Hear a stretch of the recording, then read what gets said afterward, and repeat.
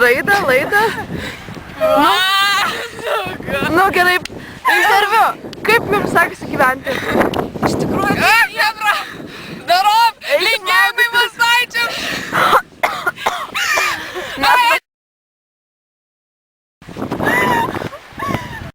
Gal norite pratęsti laidą geriausių pasaulio nukritimai su Živilė? Taip, eikit suktis.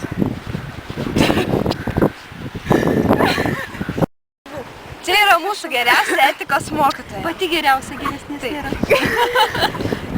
Matau, kaip jums sekasi gyvenimas. Labai geras. Ypač prie jūros. Tai jums gerai. Vaikštau ir dainuoju. O kokie aplink...